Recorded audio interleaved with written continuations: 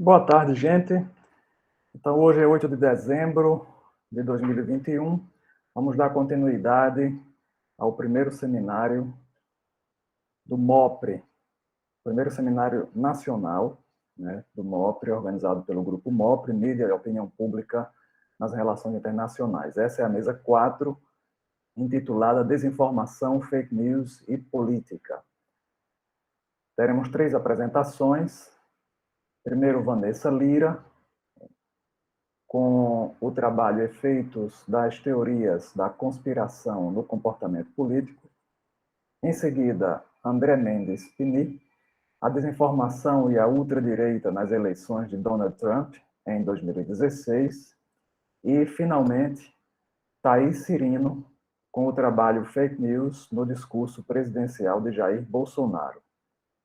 Então, eu vou apresentar Vanessa Lira. Ela é doutoranda em Ciência Política pelo Programa de Pós-Graduação em Ciência Política da Universidade Federal de Pernambuco. É mestre pelo Programa de Pós-Graduação em Ciência Política e Relações Internacionais da Universidade Federal da Paraíba e tem graduação em Relações Internacionais também pela Federal da Paraíba. Então, Vanessa, você tem a palavra, seja bem-vinda e pode iniciar a apresentação. Obrigada, Felipe. Boa tarde, gente. Obrigada pelo convite. Assim, fico muito feliz de ter acabado de entrar no MOPRE e já vocês terem conseguido organizar esse evento, assim, muito bacana, assim, a gente poder trocar essa ideia, né, de pesquisa e tudo mais. Então, eu pensei, Felipe já fez a apresentação, né, então eu pensei em trazer para a mesa um debate, continuando um pouco o debate de desinformação, mas especificamente eu vou trazer uma outra forma de misinformation, na verdade, que são as teorias da conspiração. E um pouco tentar trazer como é que a ciência política tem estudado esse tema. Então, deixa eu compartilhar com vocês a apresentação.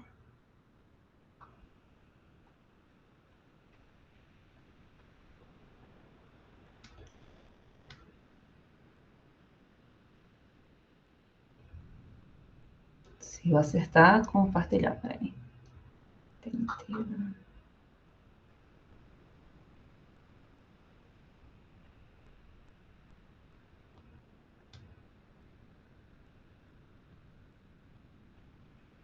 Vocês sabem como é que eu compartilho no PDF? Tem que ser numa guia? Você consegue abrir uma guia, deixar ele aberto numa guia é melhor. É melhor, né? Tá, deixa eu ver. Você tem a opção de compartilhar a guia e tem a opção de compartilhar também a janela, o programa. Aí você...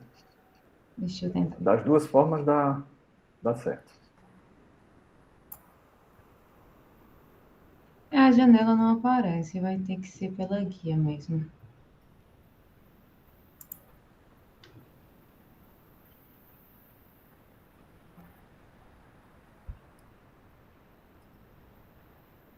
Vocês estão visualizando?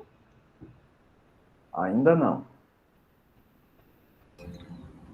Agora sim. Agora sim? Tá dando para ler direitinho? Tá bom. Sim. Então vamos lá. Então, como eu disse, eu vou falar um pouco especificamente sobre teoria da conspiração, né, que, enfim, a gente vê como é que a ciência política tem estudado. Certamente, né, vocês já se depararam com diversas teorias da conspiração clássicas que chegam até a gente, né, então, da chegada do homem à Lua, da morte da princesa Diana, né, há quem diga que foi orquestrada pelo governo britânico, o próprio ataque das Torres Gêmeas, no 11 de setembro, né? Há quem diga que o governo americano sabia que aquilo ia acontecer. E, recentemente, uma teoria que é bem latente assim, para a gente é o do vírus chinês, né? Do vírus ter sido propositalmente disseminado, criado e disseminado. Então, são teorias bem comuns, assim, para a gente. E o que essas teorias têm em comum é o que define as teorias da conspiração, que é muito diferente de fake news ou de outras formas, né, de rumores, outras formas de disinformation. Porque justamente as teorias da conspiração, elas são essas explicações alternativas, né, para as versões oficiais. Elas não têm o intuito de imitar um conteúdo jornalístico. Elas querem trazer essa ideia de que algo secretamente foi montado, né, foi planejado por grupos poderosos e que por isso é que a grande mídia vai cobrir as versões e vão apresentar versões oficiais, mas que não são verdadeiras. Isso, em via de regra, é o que caracteriza as teorias da conspiração. Então, elas são narrativas mesmo. É diferente da fake news, que é uma coisa com a intenção propositalmente de enganar e é uma coisa bem pontual. Então, aqui passando, né? O que caracteriza elas? Né? São explicações alternativas, né? Envolve esses grupos poderosos. Então, por exemplo, na morte da princesa Diana, envolvia o governo britânico. E normalmente são assim, grupos muito poderosos que querem mudar algum status quo, né? Seja político ou econômico, e que vão agir secretamente com alguma intenção. São normalmente não verificáveis, a gente não consegue enfim, investigar a fundo, porque justamente ela trabalha nos gaps, né, das narrativas, então elas não são verificáveis. E também não são necessariamente falsas ou têm a intenção de enganar, né, como eu falei, que é diferente da fake news. Então, a literatura já avançou bastante em saber, em tentar entender quem são essas pessoas que acreditam, né? Quais são as predisposições psicológicas que fazem as pessoas acreditarem. Então, se a gente não acredita nessas teorias, a gente conhece alguém sempre que acredita. E por conta da psicologia, especialmente né, no campo da psicologia política, muito já se avançou. Então a gente sabe, por exemplo, hoje, quem acredita né, em teorias da conspiração tem algumas predisposições. Então essa necessidade de certeza, as pessoas que precisam ter aquela concretização, aquela certeza dos fatos, dos eventos, precisam dessa a coisa do controle, sentem impotência, né? Se sentem diante de um sistema, se sentem impotentes, sentem ansiedade, ou também envolvem muito esse sentimento de pertencimento ou de exclusão a grupos. Então, isso já se sabe bastante a respeito. Se a gente for fizer uma revisão de literatura, a gente vai identificar vários artigos bem robustos com essas evidências. Contudo, o que a ciência política tem feito é como olhar para esse fenômeno e para essa vertente é muito endógeno, né? São ferramentas que, enfim, talvez a psicologia saiba explorar melhor. O que a gente tem tentado olhar é quais são os efeitos que as teorias da conspiração têm nas pessoas, no comportamento das pessoas, principalmente quando elas são expostas, né? Então, ao invés de olhar para crenças de por que as pessoas acreditam, olhar para quais são os efeitos que essas teorias da conspiração têm nas pessoas. Então, que mal elas fazem, né? E aí, existe essa outra vertente, que é a vertente mais atual, assim, como eu vejo, que está olhando para essas consequências políticas. E aí entram diversos fenômenos que têm sido estudados, e eu trouxe para vocês aqui um apanhado, assim, para a gente entender mais ou menos o que está acontecendo. Então, o que é que se sabe? Né? Olhando para as consequências políticas das teorias da conspiração, os estudos apontam que existe uma associação negativa entre quando as pessoas são expostas à teoria da conspiração, elas tendem a confiar menos no governo, elas tendem a ter a intenção de se engajar menos no processo político. Então, por exemplo, nos Estados Unidos, a questão do se registrar para votar, fazer doação né, em campanha política e tal, todos esses índices diminuem. E a própria mobilização também, a mobilização política diminui. Em contrapartida, que não é exatamente uma contrapartida, né, mas existe uma associação positiva. Então, ou seja, quanto mais as pessoas acreditam, né, ou são expostas à teoria da conspiração, maior é o preconceito a grupos étnicos ou religiosos, por exemplo, e também maior é o apoio a ações políticas radicais ou violentas. Então, essa visão geral assim que eu trouxe para vocês, elas apontam uma questão muito latente assim para a gente, que é o comportamento não normativo, né? Dentro de democracias não é desejável todos esses fenômenos que eu trouxe para vocês não são desejáveis dentro desse comportamento que a gente imagina, né, que de uma normativo da democracia, né? O que seria saudável para a democracia, enfim. Então, o que se falta, né? O que falta investigar? E que, assim, eu vejo que as pesquisas estão olhando para isso. É esse efeito no apoio às normas democráticas, né? Ou a comportamentos antidemocráticos, né? Comportamentos e atitudes antidemocráticas. Então, foi pensando nessa lacuna assim, teórica até que existe, né, de evidência, que eu e meus coautores, a gente está montando um estudo, que eu trouxe para vocês aqui, para mostrar como um exemplo de um estudo sobre o tema pode ser desenvolvido aqui no Brasil. Eu trouxe para vocês esse estudo, que especificamente vai tratar de teorias da conspiração aqui no Brasil. Então, como eu disse, ele está em andamento, né? É um estudo, eu querendo passar, mas tem que ser rolando mesmo. É um estudo que a gente está olhando para uma teoria da conspiração específica que foi derivada de um evento, né? Que, na verdade, que foi o evento da facada de Jair Bolsonaro em 2018. Que é um evento que, na verdade, ele não gera uma teoria da conspiração, ele gera várias teorias conspiratórias. Certamente também vocês se depararam com algumas delas. Então, existe a teoria da conspiração de que a facada foi falsa, né? Não houve facada, não houve sangue. Foi armado, né? Então, Carlos Bolsonaro e Carlos e Eduardo frequentavam o mesmo clube de tiro de Adélio. Existe toda uma narrativa para explicar esse fenômeno. Existe uma teoria também que circulou bastante, que foi da esquerda, né? Então, Adélio era filiado ao PSOL, ele está em algumas fotos com Lula, enfim, a questão dos advogados. Então, tem toda uma outra narrativa também que surge.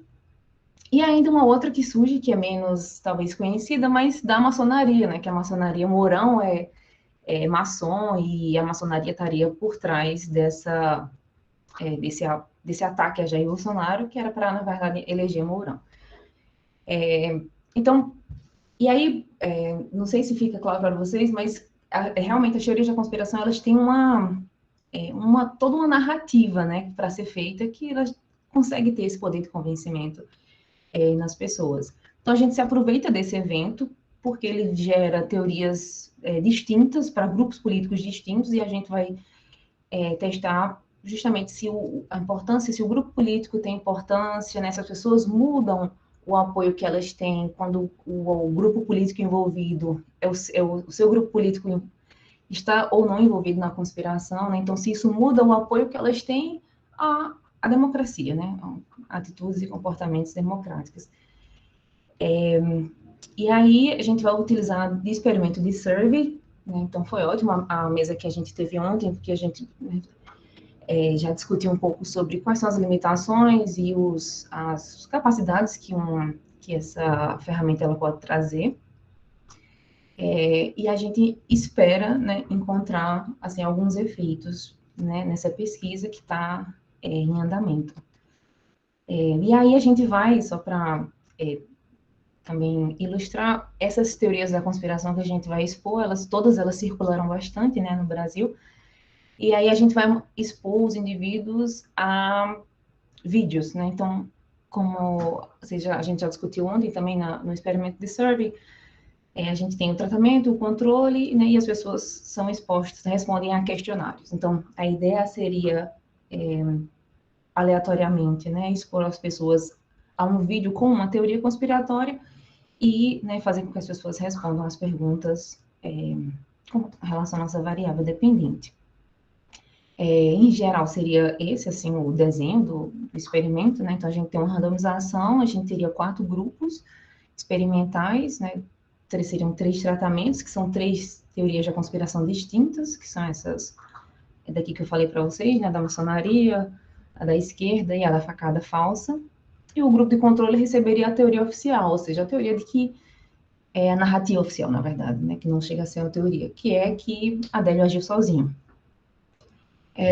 Enfim, então eu trouxe para ser um exemplo de como que os estudos podem ser feitos, né, o que é que está faltando ainda, o que é que a gente está tentando contribuir, e essa agenda de pesquisa que pode ser melhor explorada, né, principalmente aqui no Brasil. Então, a gente tem essa difusão de teorias da conspiração que estão no nosso imaginário, né, então, alguns dados bem simples aqui, né, que 7% dos brasileiros acreditam que a Terra é plana, 25% não acreditam que o homem foi à Lua, né, não sei, eu não conheço essas pessoas, mas elas existem. E a gente tem no Brasil também essa incidência, né, de teorias da conspiração em eleições, nas últimas eleições, né, principalmente a gente vem discutindo isso, de como que isso está presente, né, principalmente no governo de Jair Bolsonaro, como que já existem evidências de que mostram, né, como que teorias da conspiração estão já dentro, né, do discurso do presidente e dos apoiadores, ele faz uso disso, né, então a gente está vendo a elite política usando dessa retórica, usando as teorias da conspiração como retórica, e então é uma ponte, assim, bem interessante para a gente estudar. Além disso, a gente tem essa prevalência dos estudos nos Estados Unidos, né, principalmente, né, em desinformação em geral, mas a gente tem estudado mais, e falta, né, essa evidência também experimental, né, tentando contribuir um pouco através dessa ferramenta para tentar ver se existe realmente esse efeito causal, né, principalmente nesse tipo de teoria da conspiração que é do interesse, né, para a gente de ciência política e de relações internacionais. Então, fica aí uma vertente, assim, uma margem para a gente explorar mais. É isso, gente. Obrigada. Muito obrigado, Vanessa. Olha, é um assunto bastante instigante, gente. E já começaram a surgir perguntas aqui. Depois das 3 apresentações, eu passo a encaminhar as perguntas. Então, agora nós teremos a apresentação de André Mendes Pini com o trabalho A Desinformação e a Ultradireita nas Eleições de Donald Trump em 2016. O André é professor nosso aqui da casa da UEPB, do curso de Relações Internacionais. É doutorando em Relações Internacionais pelo Programa de Pós-Graduação em Relações Internacionais da Universidade de Brasília. Possui o título de mestre e de especialista em Relações Internacionais pela Universidade de Brasília também. Já atuou em programas de graduação e nos programas de graduação em Relações Internacionais da Universidade Federal da Paraíba também, e da Universidade de Brasília, e da Universidade de Potiguar, e do Centro Universitário SENAC. Atualmente, ele é pesquisador do Grupo de Estudos e Pesquisas em Segurança Internacional, do Instituto de Relações Internacionais da Universidade de Brasília, e também é pesquisador do Grupo de Pesquisa MOPRE, Mídia e Opinião Pública nas Relações Internacionais, que é o grupo que organizou esse seminário. Então, André, com a palavra. Oi, pessoal, boa tarde. O pessoal está colocando aí no chat, né? Defendi a minha tese agora 5 de novembro, algo muito recente, inclusive é justamente um recorte da minha tese que eu trouxe para apresentar para vocês. E ainda estou me acostumando com a titulação, né? Enfim, bom, muito obrigado, Felipe, pelas palavras. Então desculpe-me, doutor André, né? O doutor André, exatamente. Primeiro evento em público em que eu participo com a titulação, né? Então, não que isso mude muita coisa, né? Mas, enfim. E muito fico feliz de ver rostinhos conhecidos aqui, né? Saúdo meu ex-colega da UFPB, o professor Túlio, meus colegas de UFPB, professora Silvia, professor Felipe, né? Vanessa, muito legal a sua apresentação. Acho que a gente tem muitas figurinhas para trocar depois, porque nossas linhas de pesquisa, né, são bastante parecidas. Bom, gente, e aí com relação ao MOPRE, né, um prazer participar desse grupo de pesquisa, assim como o Túlio, minha graduação originalmente é em comunicação social e acabei encontrando nessa questão de fake news, etc., uma ponte interessante com o nosso curso de Relações Internacionais. Por aí, Nísio, uma jornada, efetivamente, né, passando por pandemia, passei por casamento, mudança para João Pessoa, meu filho está agora com 8 meses, enfim, uma longa jornada. Inclusive, gente, se vocês ouvirem um chorinho, alguma coisa, é ele que está ali na sala do lado. Eu vejo que tem alguns alunos, né, acompanhando, alunos e alunas, eles já conhecem que a dinâmica aqui em casa, às vezes, é interrompida por demandas, né, infantis, mas, enfim. Eu preparei uma apresentação para vocês também, que é basicamente um recorte da minha tese, né? Então, a gente sabe que a gente acaba fazendo minha tese vai virar alguns artigos, então eu fiz um recorte específico para a temática, né, desses seminários e, sobretudo, para a temática dessa mesa, que é um recorte mais vinculado a gente tentar explorar um pouquinho os impactos da desinformação nas eleições de Donald Trump, né, e sua consequente vitória lá em 2016. Certo? É a primeira vez também que eu coloco um título no meu nome, né? Sou um pouquinho estranho, mas enfim. Bom, uma breve apresentação, portanto, do contexto, né, das eleições ali em 2016, em que Donald Trump vence e é eleito, né, presidente nos Estados Unidos, em uma situação que poucos esperavam. Isso foi muito marcante para mim, porque eu estava entrando no doutorado e aí chegava com os meus colegas e os professores da Universidade de Brasília e ninguém sabia entender o que estava acontecendo, ninguém sabia explicar, né, e aquilo foi o que me instigou a fazer esse estudo. Tá?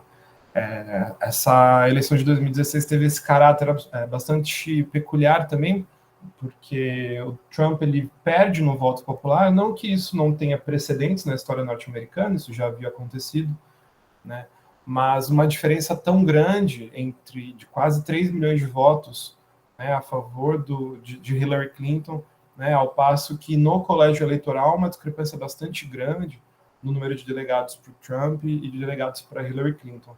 Né. Nesse mapinha vocês conseguem ver ali os estados em vermelho escuro, são os estados que viram os republicanos com relação às eleições de 2012, do Obama. Tá? Então a gente vê ali uma concentração, percebam, uma concentração bastante grande ali em estados como Iowa, Michigan, Pensilvânia, Wisconsin, Ohio, que, bom, a gente acompanhou recentemente também as eleições do Joe Biden, a gente ficou muito de olho nesses estados também, né? Mas isso é importante daqui a pouquinho, quando a gente olhar o direcionamento da desinformação em determinadas localizações. Esse é o desenho da pesquisa da minha tese. A tese ela foi orientada por uma metodologia de process tracing, então toda essa cadeia causal foi identificada por mim. Então, tanto essas variáveis antecedentes, que elas são variáveis que eu considero necessárias, porém insuficientes para a gente compreender, né, a vitória do Donald Trump. Eu trabalhei com duas variáveis independentes, que foi a desinformação e o populismo de direita radical do Donald Trump, para ir tratando a vitória do Donald Trump como a variável dependente. Para essa apresentação, né, também breve, de 20 minutos, o meu recorte, portanto, vai ser a influência da variável independente desinformação na variável dependente. Tá? Eu não vou olhar tanto para a questão do populismo e das questões que envolvem a ultradireita, né? Então, o recorte aqui dessa apresentação vai ser, sobretudo, o papel da desinformação, nos mecanismos causais intervenientes que ela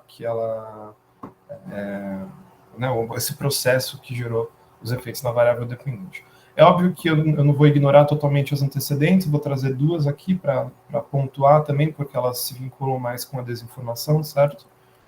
Mais a fim mesmo, de fato, para adequar essa apresentação uma pesquisa longa, né, um trabalho de doutorado, então eu tive que fazer um recorte para caber aqui na nossa dinâmica de 20 minutos.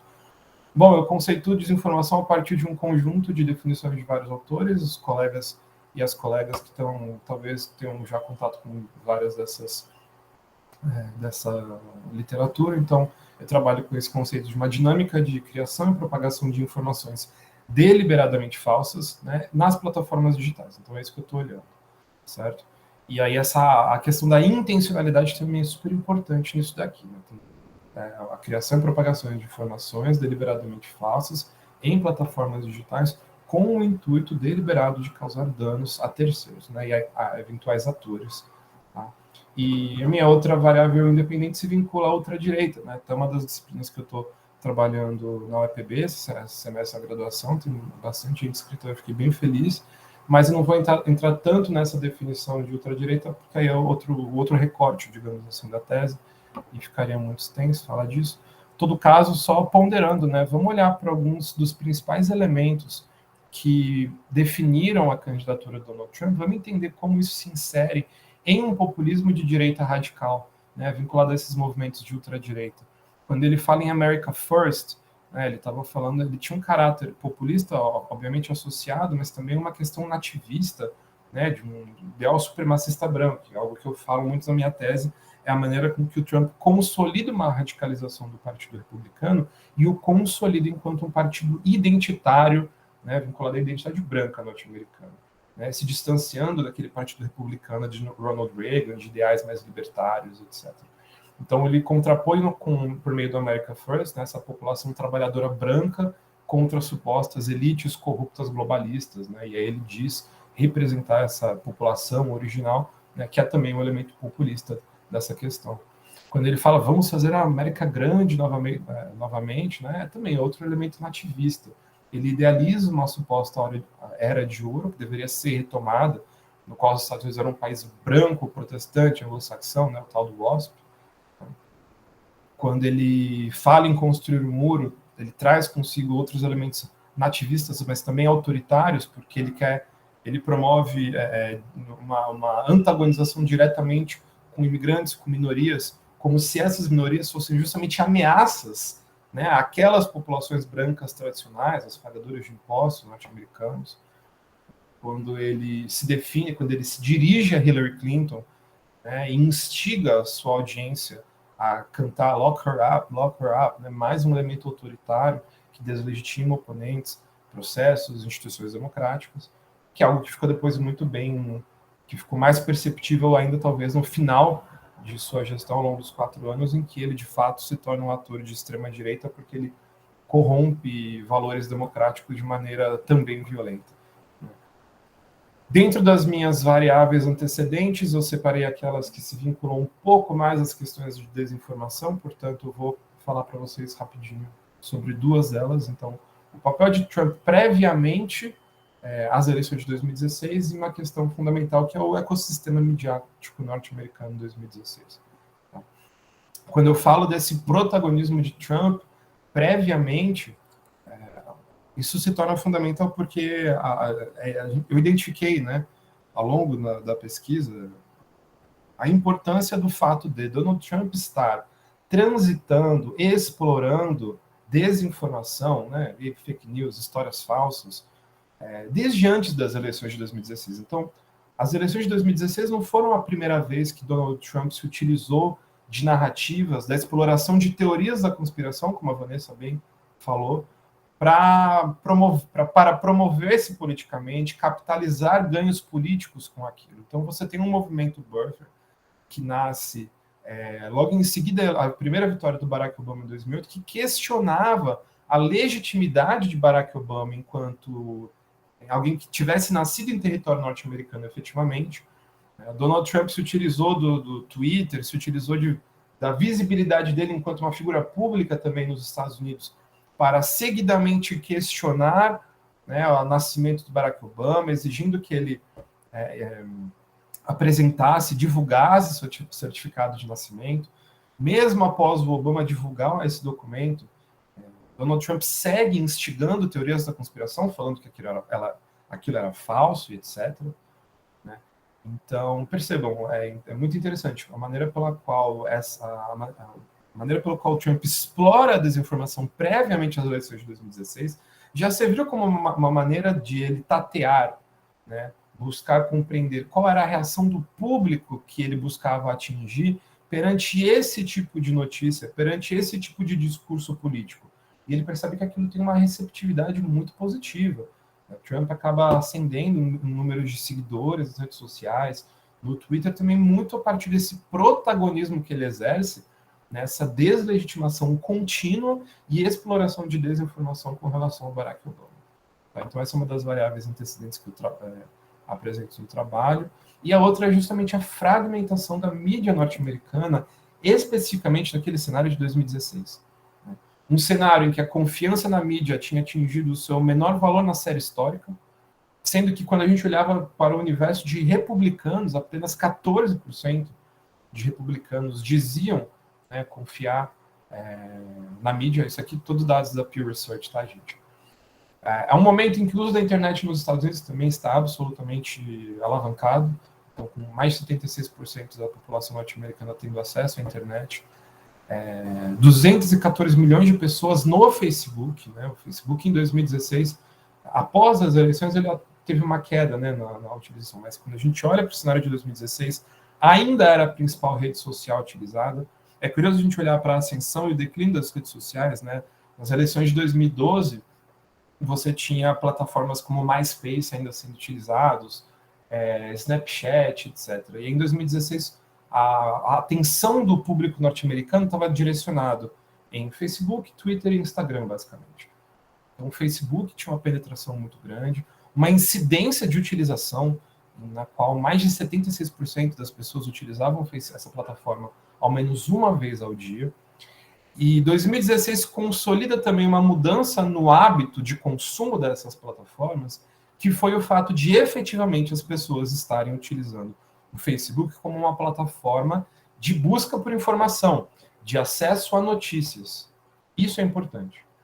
Tanto que o Facebook, na verdade, só assume esse papel após as eleições, né, após toda a reverberação das denúncias de fake news, etc. Mas quase metade dos norte-americanos, em 2016, buscavam se informar, notícias, reportagens, etc., seja pelo Facebook ou por sites de notícia de modo geral. Obviamente que ainda tem uma parcela grande na televisão, rádio também tem uma penetração muito grande nos Estados Unidos, mas isso aqui é bastante flagrante para quê? Para a gente poder mensurar que, de fato, desinformação nas redes sociais, nas plataformas digitais como um todo, tinham essa capacidade, de fato, de promover, de impactar nas eleições de 2016, dado esse cenário aqui posto. Certo? Outra característica, né, dessa mídia, desse ecossistema midiático norte-americano em 2016 é a sua assimetria com relação ao eixo político. A gente tem plataformas vinculadas, caracterizadas, digamos assim, como centro e centro-esquerda, num cluster que dialogava entre si. Quando a gente olha a mídia profissional, digamos assim, como o New York Times, CNN, Huffington Post, Washington Post, mesmo The Hill, que está ali em verde, por ser mais ao centro, você vê que eles estão mais condensados e os usuários, aqui especificamente no Facebook, né, mas em links da mídia geral também tem essa característica. Então percebam, a centro-esquerda dialoga com o centro, dialoga com a esquerda, eles estão muito próximos, ao passo que a direita norte-americana se encontra mais insulada, se encontra mais isolada em portais específicos, sobretudo no Breitbart News em 2016.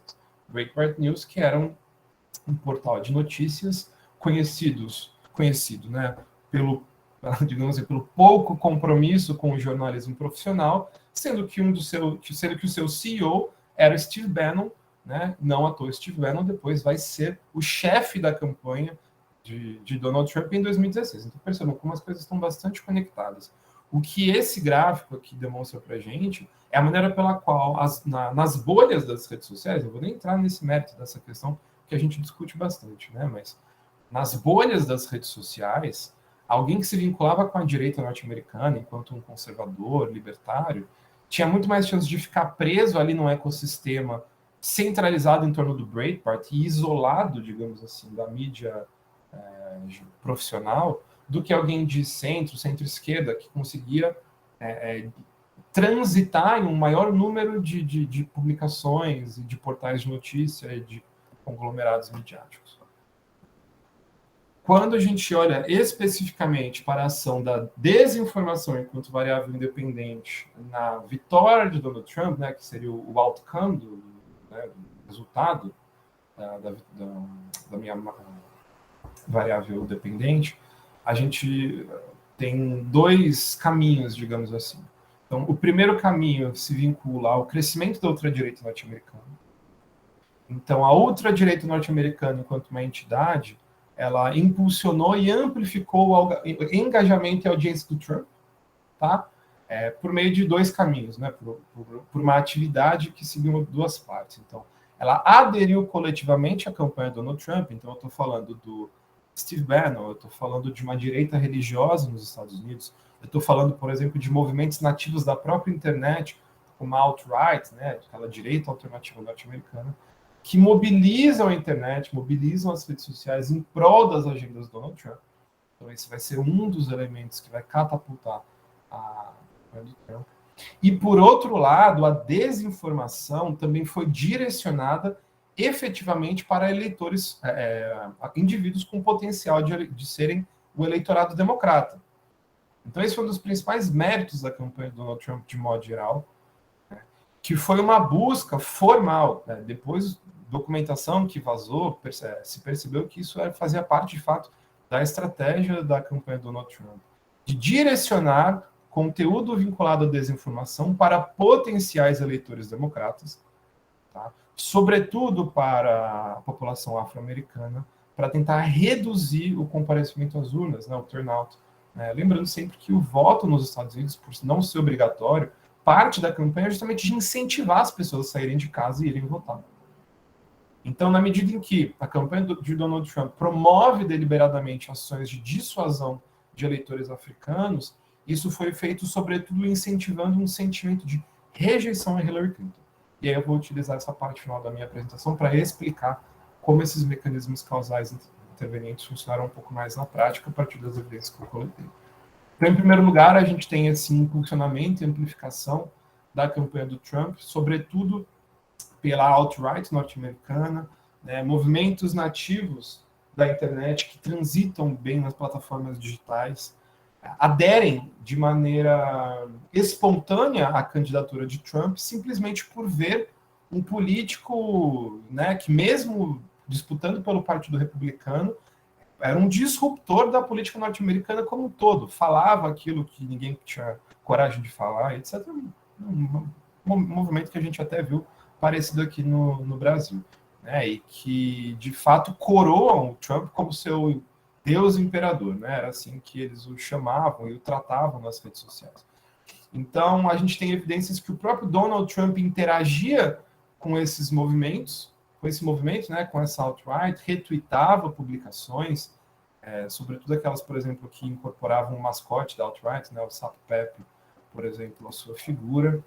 E o que a gente tem também são pedaços de evidência na própria internet, nas redes sociais, em plataformas digitais, que foram colhidas, que foram maneiras pela qual essa alt-right se organizou para efetivamente promover a campanha do Trump. Então, eu trouxe aqui alguns exemplos, né, e eu, desde já, eu peço desculpa pelo linguajar contido, pelo conteúdo desse tipo de publicação, né, mas só para vocês perceberem o grau de profissionalismo que existia em estratégias de criar perfis falsos, passar seus perfis falsos, fazer eles se passarem por exemplo, ativistas de esquerda, né, os tais dos liberais norte-americanos. Eles compartilhavam aulas de semiótica, conteúdo de semiótica, de como fazer um meme que fosse ali bem feito, etc. Então, tinha ali, de fato, um engajamento quase que profissional por trás disso, mas ainda assim parte de um movimento espontâneo.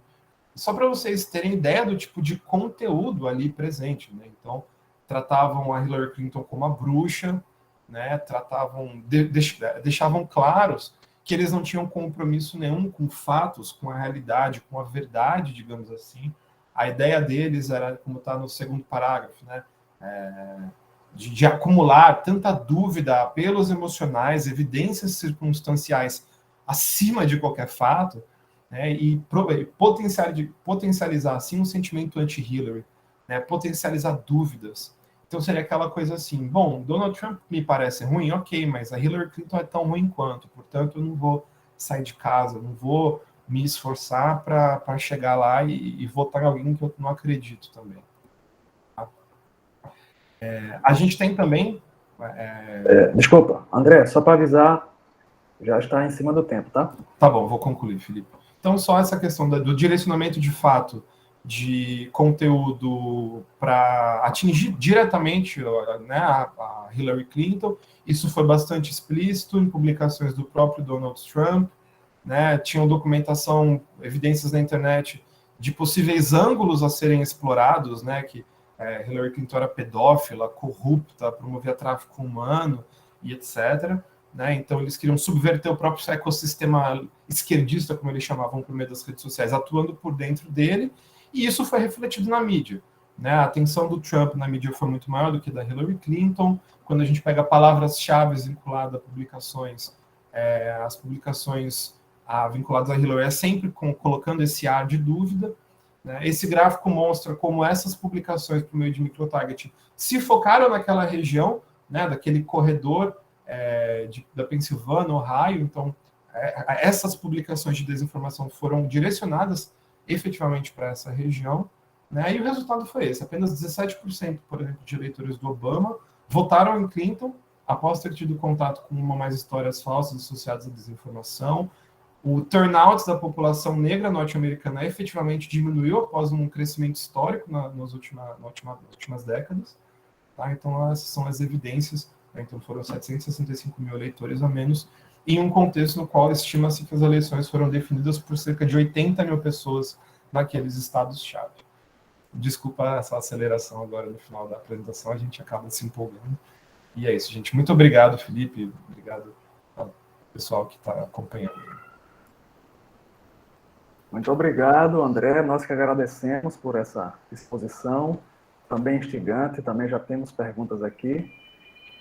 E agora vou passar a palavra a Thaís Cirino, que vai apresentar o trabalho Fake News no discurso presidencial de Jair Bolsonaro. Thaís é mestre em Relações Internacionais pela Universidade Estadual da Paraíba, com pesquisa voltada para a atuação da mídia como ator no sistema internacional. Ela é jornalista formada pela Universidade Federal da Paraíba, onde iniciou as pesquisas sobre o cotidiano e o jornalismo, tendo participado de publicações nessa área. No campo profissional, Thaís atuou como repórter em veículos de comunicação de João Pessoa e como assessora de imprensa na Prefeitura Municipal de João Pessoa. Thaís, com a palavra. Boa tarde a todos. Vocês estão me ouvindo bem? Sim. Bom, antes de começar a falar realmente da pesquisa em si, do trabalho em si, eu queria fazer um agradecimento ao MOPRE, né, pela essa oportunidade de estar aqui trocando experiências, na verdade, né, muito mais uma conversa, muito mais essa troca realmente das nossas pesquisas, das nossas áreas afins. E agradecer à professora Silvia pelo convite, ela que foi minha orientadora do mestrado, e foi mais que uma orientadora, foi um ombro amigo, é um ombro amigo até hoje. Então, muito obrigada, Silvia, e tenho certeza que a gente vai trocar muitas ideias aqui em relação a esse tema que é tão presente, né? Está tão na ordem do dia. Eu atualmente trabalho numa redação, desde que me formei em jornalismo, que eu atuo como jornalista, e hoje em dia eu trabalho na única redação de jornal impresso aqui da Paraíba, que é a redação de jornal União, que curiosamente também foi o primeiro jornal impresso aqui do estado, é o único que ainda resiste a todas as mudanças que o jornalismo vem passando, né? Obviamente é um jornal que é considerado uma mídia oficial do governo do estado, mas tem um papel social muito importante, inclusive no combate a essa desinformação nessa era que a gente tem vivido atualmente.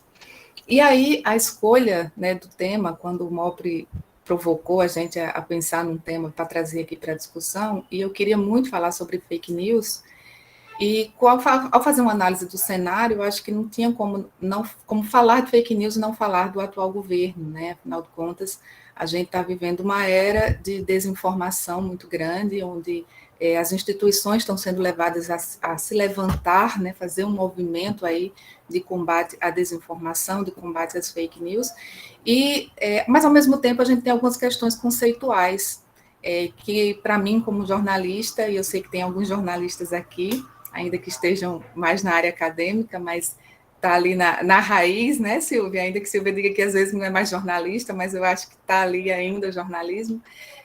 Acaba que a gente fica na reflexão sobre esse próprio conceito de fake news, né? Porque quando a gente está na academia, a gente aprende que notícia é a visão de um fato, né? É um fato que alguém decide que é relevante a ponto de se tornar uma notícia. E aí a fake news é um fato que não existe, ou seja, não é um fato, ele não é real. Então, essa própria concepção do termo fake news é algo que me provoca bastante, assim, algo que sempre me deixou com vontade de pesquisar mais, entender como é que os pesquisadores ao redor do Brasil e em outros países estão vendo esse conceito de fake news. E aí trazer um pouco desse conceito para a nossa realidade atual, que é no governo do presidente Jair Bolsonaro. Eu não preparei slides, então vou ter que ir falando aqui mesmo, me desculpem, mas acho que vou tentar ser o mais sucinta possível para que a gente possa, de repente, aí nas perguntas, promover um debate, um diálogo melhor.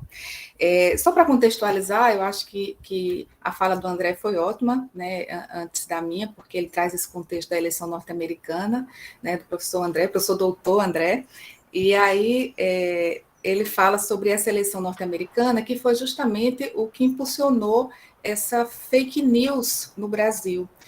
Isso por quê? Porque lá em 2016, com a cobertura da eleição norte-americana, o Brasil vive a eleição norte-americana como se fosse nossa, né? Então, os noticiários trazem isso para a gente no dia a dia.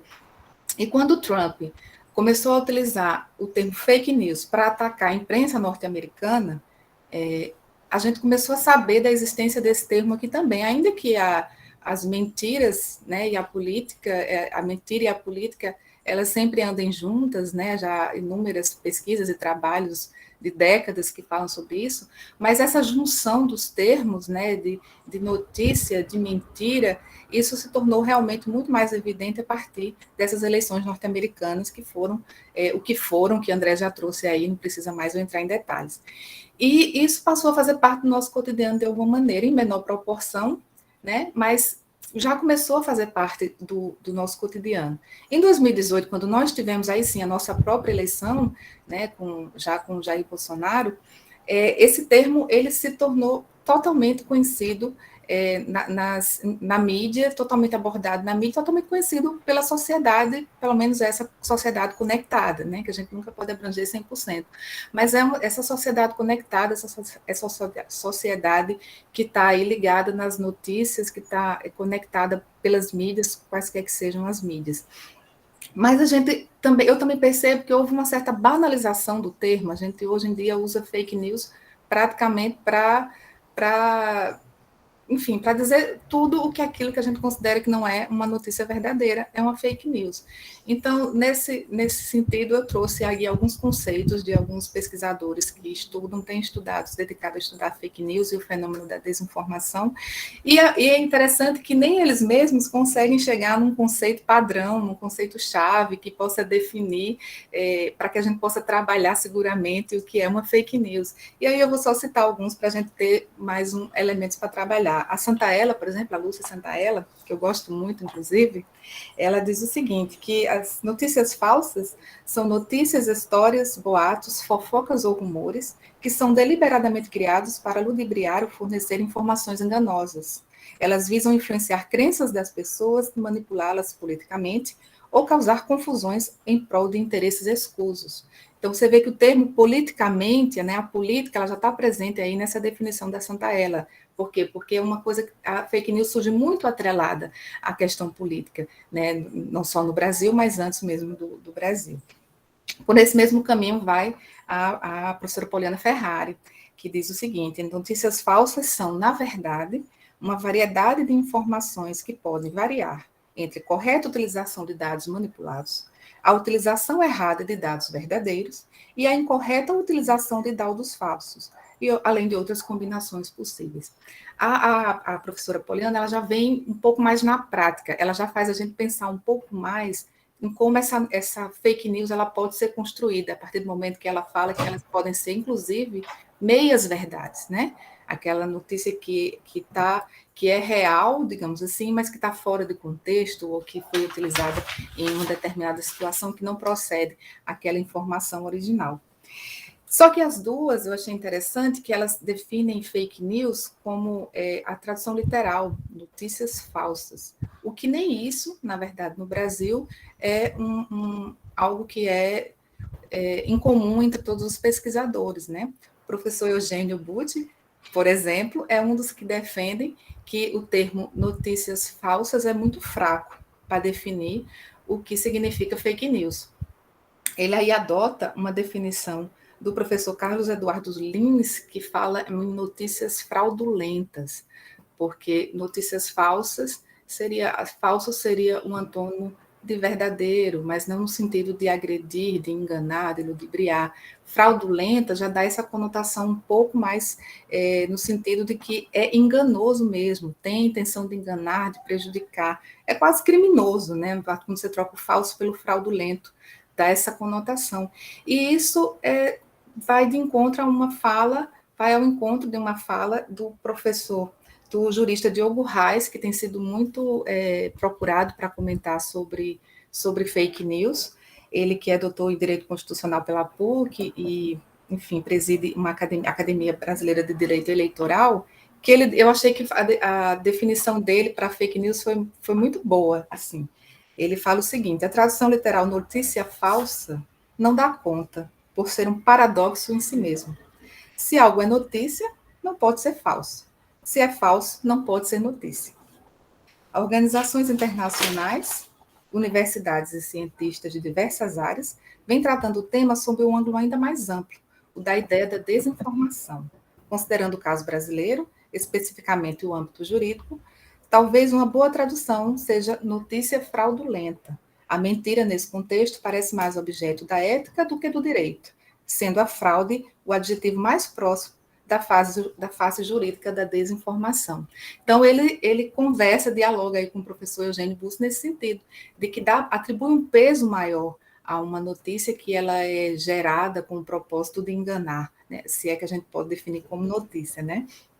Que há, inclusive, quem defenda de que não se dá para considerar fake news como uma notícia, por exemplo, porque para ser notícia teria que ter um fato verdadeiro a ser narrado. São problemas conceituais, são questões conceituais que eu acho interessante para a gente pode discutir nesse sentido de que a fake news ela se tornou banal, porque a gente sequer consegue ter uma definição em relação a ela, então a gente chama tudo de fake news, né? E aí, o que aconteceu? Quando, em 2018, a gente começou a ter a utilização desse termo de uma forma diversificada, especialmente nos meios de comunicação, os próprios meios de comunicação passaram a criar suas próprias definições para fake news. Achei interessante também. E aí, óbvio, eu fui nos maiores, nos nacionais, né, os que realmente acabam pautando o noticiário brasileiro, no fim das contas, e vou citar algumas definições aqui feitas por eles. Por exemplo, o Globo, né? O Globo define os veículos, aí no caso os veículos todos do Grupo Globo, né? O termo fake news é usado para designar informações falsas que assumem caráter de notícia, principalmente na internet. Eu achei interessante essa ponderação, né? Na internet, naquele fórum lá, nos jornais nos meus jornais não, né? Na minha televisão não. É o que acontece ali na internet.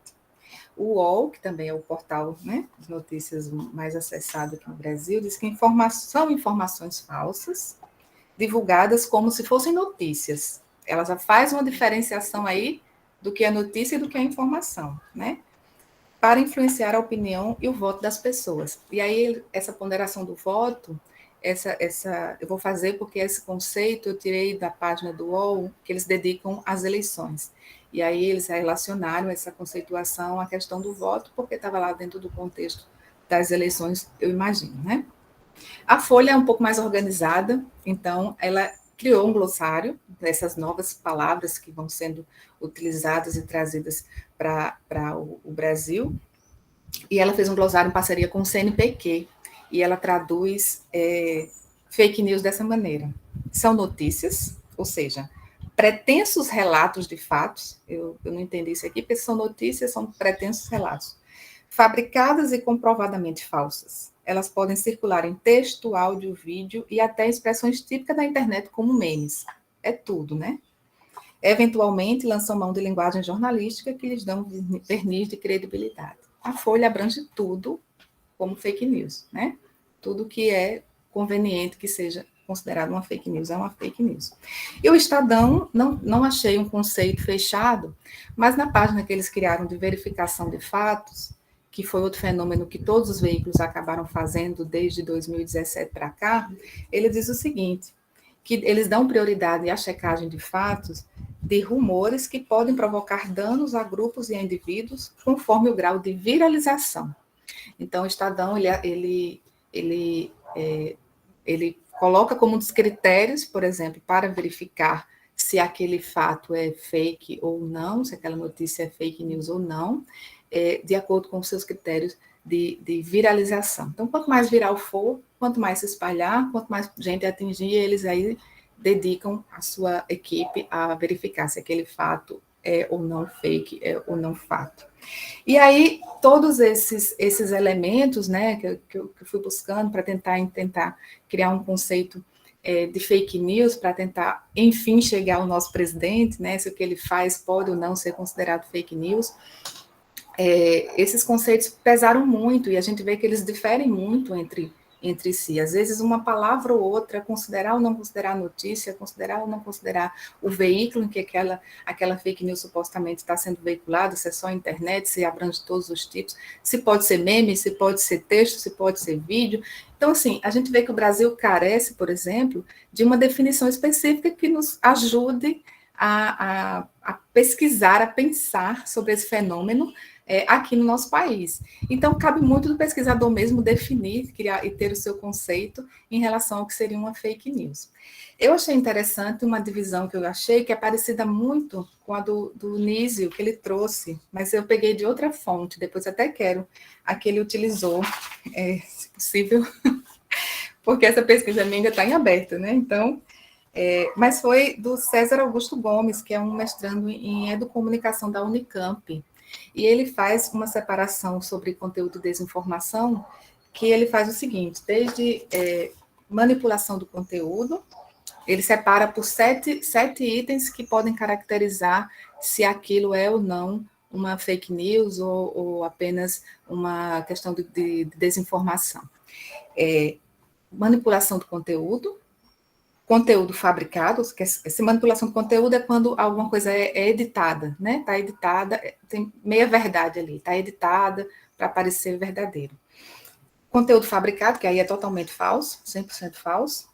Falsa conexão é quando há uma distorção ali do fato para parecer real, ele distorce um pouco a informação levemente para que ela se assemelhe ainda mais do que seria a realidade do fato. Falso contexto, que aí quem nunca recebeu um vídeo que foi de 10 anos atrás, mas volta como se fosse hoje, né? O contexto é de 10 anos, aqui em João Pessoa, mesmo, toda vez que chove, eu recebo um vídeo de um muro que caiu, não sei aonde, é de uma chuva que aconteceu há 10 anos, mas ele volta e meia reaparece nas minhas mensagens. Conteúdo enganoso é quando ele usa uma base de dados que já é enganosa. Então, ela surge como se fosse uma notícia real, mas porque a própria base de dados que foi buscada já é uma base de dados enganosa. Então, são coisas muito tênues, assim, que separam uma coisa da outra. Aí vem a sátira e a paródia e o conteúdo impostor. Nesses dois casos, ele faz uma ponderação que esses aspectos não passariam pelos critérios de verificação, inclusive das agências, já por ser muito claro que que seriam brincadeiras, ou, enfim, não seria um discurso com a finalidade de enganar ou de agredir ninguém. E aí entra nesses critérios os memes, que a gente está acostumado a receber sempre, que fica muito claro que são memes, né? E o conteúdo impostor seria mais ou menos aquele site sensacionalista, né? Que na sua própria definição diz um jornal totalmente isento de verdade, né? Então, em tese, ficaria claro que se trata de algo que é brincadeira, enfim, que não existe, ainda que tem gente que acredita, né? Eu conheço gente que acredita, às vezes, no sensacionalista, porque eles fazem, às vezes, umas manchetes tão interessantes, muita gente até que queria que fosse verdade, né? Mas, enfim. E aí, com base em tudo isso, eu estou correndo bastante, né? Mas é para dar tempo. Eu comecei a pesquisar um pouco sobre as falas do presidente, né? O que é algo muito complexo, porque são muitas informações que se renovam diariamente ali realmente um local para você garimpar aquilo que você quer decidir que vai analisar. Uma informação, por exemplo, da agência Aos Fatos, porque aí nós temos no Brasil pelo menos duas grandes agências de verificação que estão desde 2015, que é a Agência Lupa e a Agência Aos Fatos, e que têm se associado a muitas entidades, e inclusive a própria Justiça Eleitoral, para desmentir certos fatos que acabam circulando na internet como se fossem notícias reais. E Aos Fatos fez uma atualização, inclusive ontem, foi a última atualização deles, eu dei uma olhada, para trazer um número mais preciso para vocês, é que diz o seguinte: em 1.071 dias como presidente, Bolsonaro já deu 4.528 declarações falsas ou distorcidas, segundo checagens feitas pela equipe de Aos Fatos semanalmente. A base agrega todas as declarações de Bolsonaro feitas a partir do primeiro dia de sua posse como presidente. A última atualização data de 7 de dezembro de 2021, portanto, ontem. Então, 4.528 declarações falsas ou distorcidas é muita declaração para checar, né? E a equipe diz que faz essa verificação dessas informações que são dadas pelo presidente. E aí, nesse universo de 4.528 declarações, eu escolhi 3 para a gente ter um pouquinho do que conversar em relação ao que o presidente faz. E aí eu vou explicar por que das 3. A primeira delas foi, acho que talvez a primeira grande, não sei se teve outra, mas foi a primeira grande fala do presidente no sentido que começou a ser tratado como uma fake news, que é a questão das a fraude nas eleições, né? A fraude nas urnas eletrônicas, de que o Brasil, o resultado das eleições é de fácil manipulação, que ele teria ganho no primeiro turno, e eu acho que todo mundo aqui já deve ter ouvido isso várias e várias vezes, enfim. E aí, essa informação foi motivo de checagem, de verificação de todas as agências que existem, que estão em atuação no Brasil, em relação à veracidade das informações. Isso porque é uma informação que se renovava semanalmente, né? A cada nova declaração, o presidente repetia a mesma informação de que as eleições no Brasil eram fraudulentas. E aí... Thaís, desculpa, só para avisar, chegamos a 20 minutos, tá? Ai, meu Deus!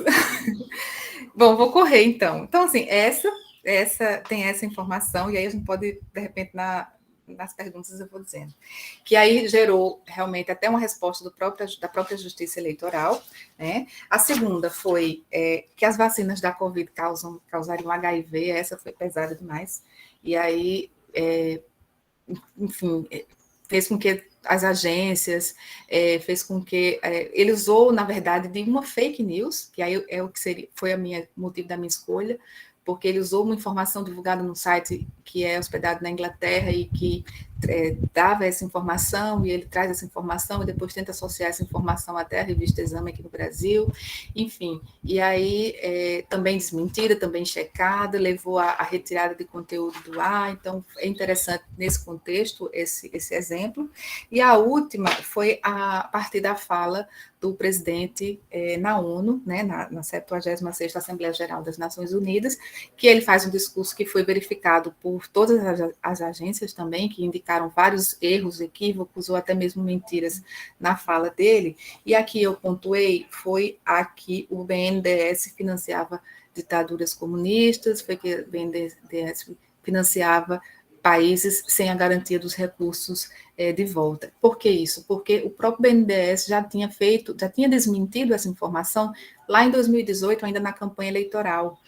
O BNDES criou uma agência somente para divulgar informações que circulavam contra o próprio BNDES nas redes sociais, nos discursos de políticos, enfim, para atacar a entidade.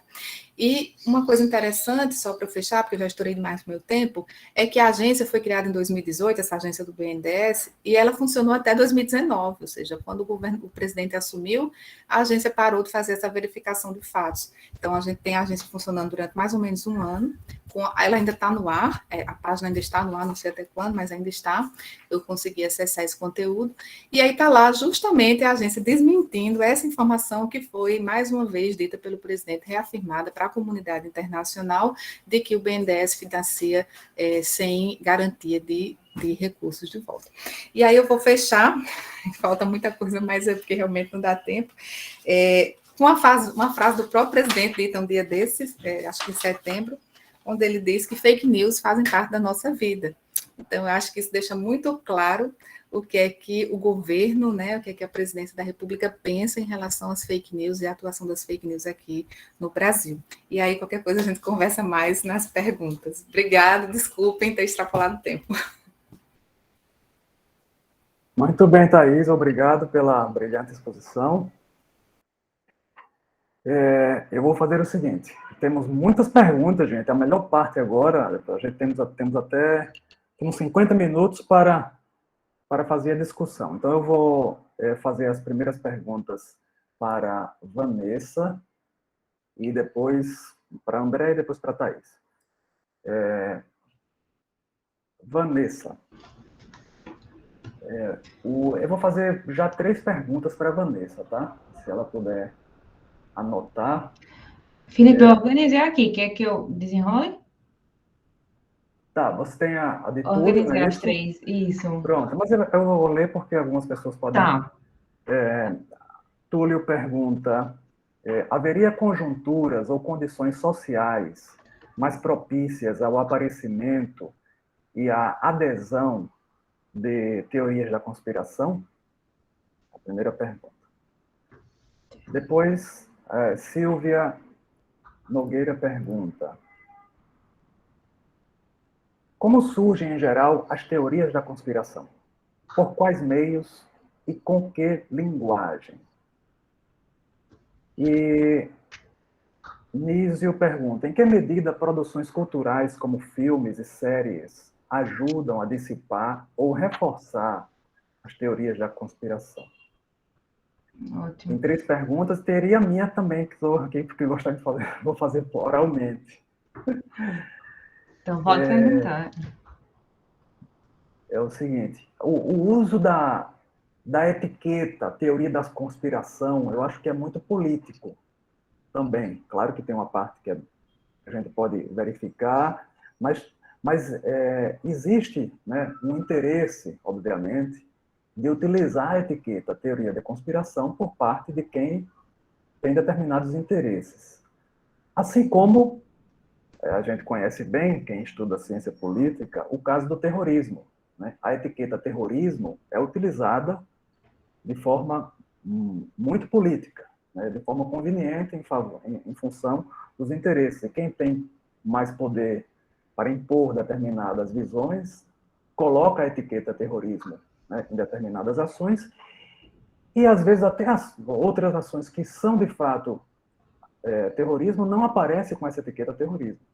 Então, isso é um problema que existe quando a gente discute na ciência política e nas relações internacionais de terrorismo. Eu pergunto a você, isso também ocorre com essa etiqueta, teoria da conspiração? Ou seja, essa luta de narrativas para dizer o que é e o que não é teoria da conspiração, assim como ocorre com a etiqueta terrorismo. Obrigado. Então, com a palavra, Vanessa. Deixar só por último, que é mais difícil. Mas vamos lá. Sobre se existem conjunturas que são propícias à teoria da conspiração, existem, né? Os estudos já apontam esses fatores. Eu não consigo lembrar de cabeça, assim, tantas evidências, mas um ambiente de incerteza, por exemplo, ou de polarização já é bem apontado, assim. Então, por exemplo, também já se sabe que quando se tem, né, presença de extremismos políticos, né, pessoas que estão mais para o extremo político, elas são mais propensas a acreditar em teorias da conspiração. Então, então, se eu puder responder meio que de conjuntura, esse é um dado que eu lembro, assim, que existe e que afeta as teorias da conspiração. Como elas surgem e por quais meios, que a professora Silvia perguntou, como surgem, elas são muito difíceis, né? Eu acho que dado justamente desse caráter não verificável, é difícil conseguir traçar o percurso da teoria da conspiração, mas eu me lembro, por exemplo, como que essa é uma teoria recente, que foi a do vírus chinês, e eu me lembro que, por exemplo, Bolsonaro tuita, né, dado momento, não consigo saber antes, né, mas eu me lembro que ele tuita a respeito, né, reforçando aquele discurso de que o vírus é chinês, não sei se foi o Carlos Bolsonaro, mas enfim, existe esse tweet, e eu me lembro que semanas depois eu vi uma matéria no Fantástico a respeito, né, assim, e eu fiquei impressionada, e era muito convincente, assim, né, então é uma matéria despretensiosa, assim, né, não vai dizer que é uma conspiração, mas a musiquinha, enfim, o teor da reportagem a gente sabe em que caminho estava levando, então eu fiquei meio, assim, surpresa, porque, então, meio que o caminho, se eu puder identificar, assim, de algo, de uma teoria que ocorreu, assim, eu acho isso muito ilustrativo, né, esse exemplo, de como é que elas caminham. Então, e aí é impossível não falar das redes sociais, né, e como essa propagação de... Inclusive, tinha uma rede social que eu tinha muito interesse de analisar, que eu nem sei agora como é que tá, que era o Parler, acho que era Parler, que é bem, assim, da outra, da direita, né, que vem dos Estados Unidos e tal, e eu acho que era um ambiente bem propício também para a disseminação, né, de teorias da conspiração. E a professora Silvia também perguntou sobre a questão da linguagem. Isso é bem interessante, porque é uma coisa que no estudo da gente a gente está justamente moldando, porque a gente está perto de aplicar o estudo piloto, né, para poder ver se realmente vai ter efeito e tal.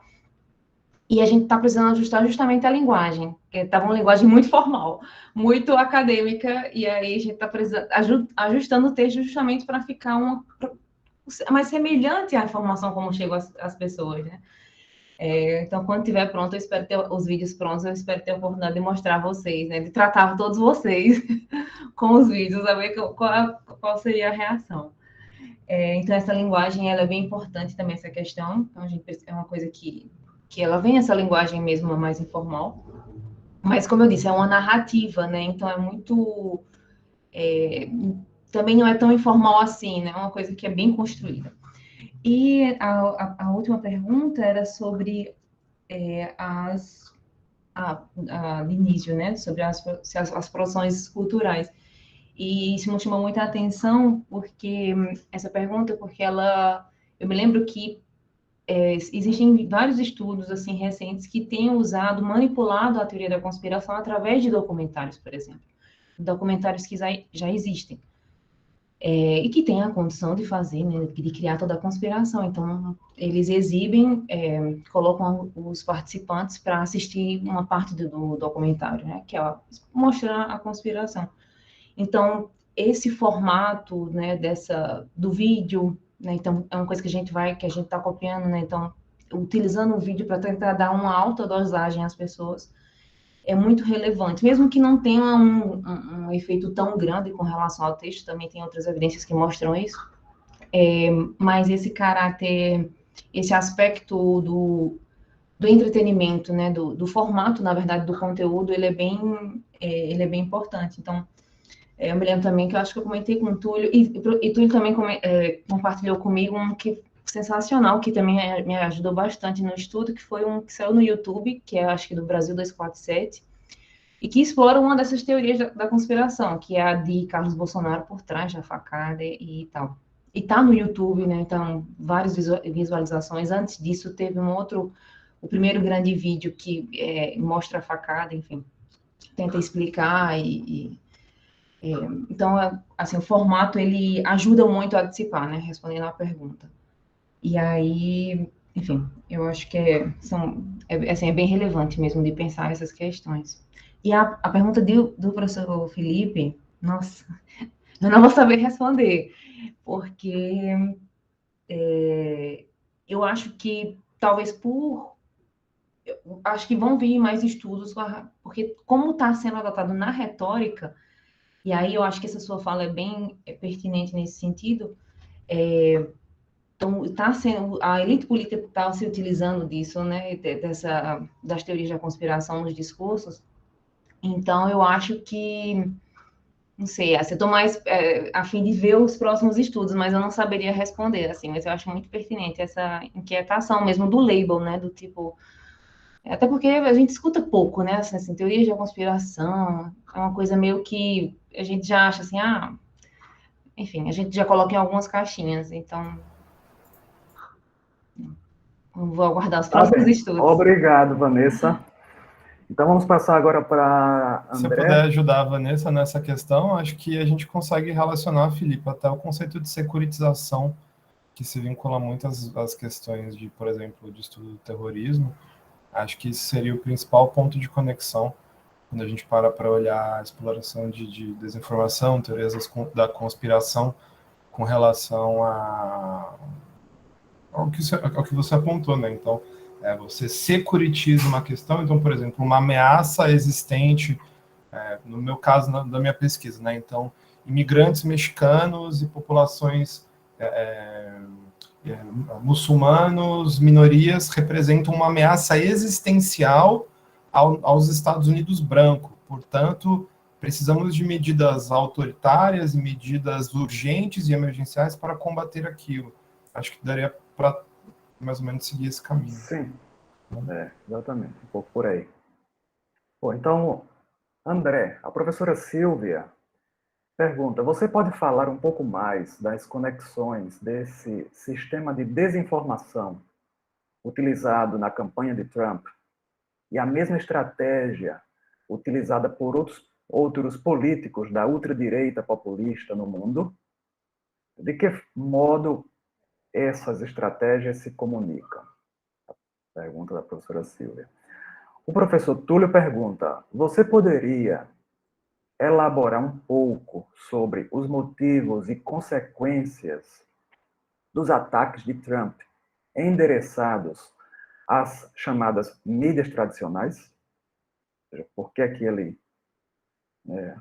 motivo e consequência dos ataques? E ainda, ele pergunta, fala-se muito em Bannon. Você poderia falar um pouco de Roger Stone?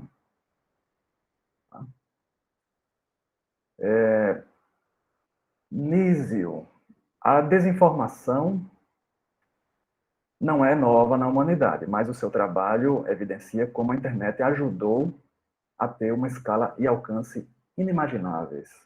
Nesse sentido, como mensurar e apontar as responsabilidades das Big Techs, sobretudo no caso do Facebook, nesse caso, e como exigir que as plataformas se comprometam com mecanismos de controle ou de accountability dessas informações?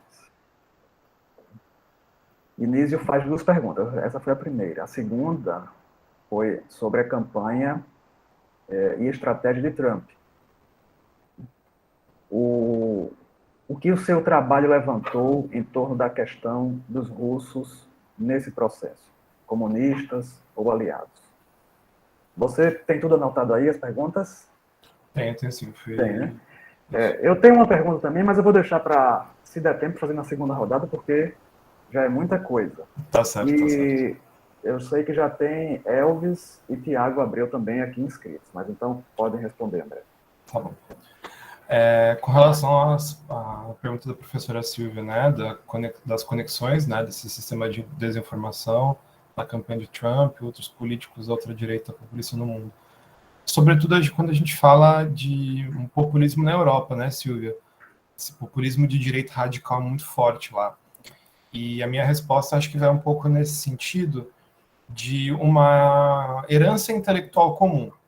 Tá? Então, a gente tem uma herança intelectual dessa ultradireita em âmbito global bastante conectada. Então, por mais que existam movimentos particulares nos Estados Unidos, por mais que, né, por exemplo, a gente tem grupos históricos como a Ku Klux Klan nos Estados Unidos, quando a gente para analisar a conjuntura atual, né, que autores como Casmut chamam de uma quarta onda de ascensão da ultradireita, né, a gente tem uma herança intelectual comum que vai vir sobretudo daquela nova direita francesa lá do final da década de 60, que se vai utilizar de estratégias metapolíticas, né, que vai introduzir num debate global termos como marxismo cultural, mais recentemente termos como globalismo. Então, percebam, a gente olha tanto para o Trump, quanto para partidos de direita radical na Europa, quanto para o Brasil de Bolsonaro. São termos, conceitos comuns que conectam esses movimentos, né? Que tudo, no fim das contas, está ligado a uma ideologia de ultradireita que é basicamente anti-iluminista, né? Por isso que esses movimentos não são conservadores, eles são absolutamente reacionários. No Brasil, isso se perde um pouco, porque Bolsonaro se diz como o líder dos conservadores, o Eduardo, né, diz muito isso. Mas nos Estados Unidos, no caso do Donald Trump, ele bate de frente nos conservadores, deixa isso muito claro. Os conservadores seriam traidores, etc. Então eles são reacionários, eles são anticonservadores, anti-iluministas, eles vêm eles rechaçam toda a sociedade moderna que teria distanciado, digamos assim, a civilização ocidental de sua cultura, da religiosidade. Então eles têm até também em comum esse elemento da religiosidade cristã, que no Brasil é muito forte também. Então, seria esse aspecto. Aí a professora Silvia levantou a mão, não sei se já... para ela falar. Obrigada, André. Só fazer um comentário rápido, se vocês me permitem. Em 2018, eu estava no Congresso Internacional, e aí um pesquisador, por que eu te fiz a pergunta? Um pesquisador espanhol me disse que, e aliás a apresentação dele, a palestra dele foi sobre isso, dizendo exatamente na Europa quanto de dinheiro tinha sido dado para qual líder, para qual campanha, e as estratégias, por exemplo, começar a colocar em ônibus algumas dessas frases da ultradireita populista, e aí ele, inclusive, citava exatamente o fortalecimento do movimento aqui no Brasil com Jair Bolsonaro, mas não somente. Então, ele deu números assim, de orçamento e tudo. Obrigada, André. E uma das características, Silvia, dessa ultradireita contemporânea é justamente que ela consegue sair das margens da sociedade e ela cada vez mais está presente no mainstream. Nos Estados Unidos, eles dominam o Partido Republicano, cooptam o Partido Republicano e subvertem ele. Hoje, o Partido Republicano é um partido de ultradireita, isso está muito claro. Né? Não é mais aquele partido conservador libertário do Ronald Reagan. E na Europa, a gente tem cada vez mais esses partidos de direita radical, seja no governo, como do Viktor Orbán, na Hungria, mas no parlamento, né, crescendo sua representatividade, enfim. A pergunta do Túlio, né, ele pergunta um pouco para elaborar para os motivos e as consequências dos ataques de Trump às mídias tradicionais. Túlio, é um fenômeno muito parecido com o que o Bolsonaro tenta promover no Brasil, né, explorando uma desconfiança prévia do público com relação à grande mídia de modo geral. Nos Estados Unidos, em particular, já havia uma denúncia desses círculos de ultradireita, de que a mídia era tendencialmente liberal, que a mídia era muito mais, digamos assim, inclinada ao Partido Democrata, né? por mais que você tenha ali a Fox News da vida, né, sempre representando esse viés conservador, o Partido Republicano. Mas o que o Donald Trump queria fazer é consolidar esse processo de desconfiança do público com relação à mídia profissional, trazer esse público para as redes midiáticas da ultradireita, porque, como eu até demonstrei na minha apresentação, são mídias isoladas, que não dialogam com as outras mídias, e que, pelas próprias características das redes sociais, filtros bolha, câmeras de ressonância, prendem a pessoa ali. Então, uma vez que você coopta, quer dizer, todo mundo tem aquela tia bolsonarista que passa o dia inteiro recebendo fake news no WhatsApp, etc., só escuta a Jovem Pan e é isso, e a pessoa não consegue sair daquela rede digamos assim, midiática radicalizada, né? E passa a desconfiar de tudo que não vem daquilo. Então, a Globo é lixo, a Globo é comprada, a Folha de São Paulo é a Foice de São Paulo, e etc, etc. É até por isso que eu gosto de trabalhar com a ideia de que, tanto nos Estados Unidos quanto no Brasil, a gente não tem uma polarização.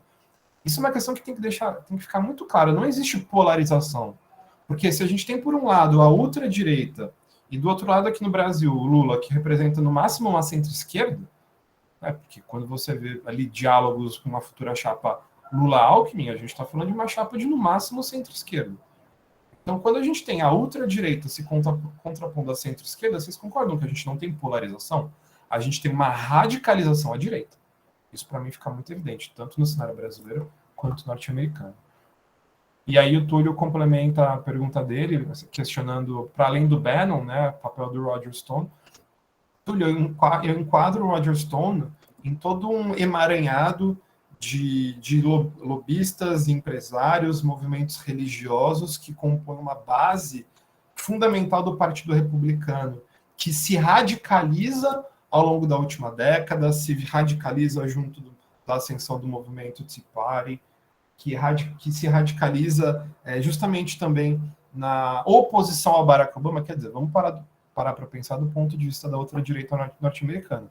Você tem um negro de esquerda, né, assumindo a presidência do país. Para eles, aquilo foi o ápice, digamos assim, aquilo serviu como uma convergência do Partido Republicano com a outra direita.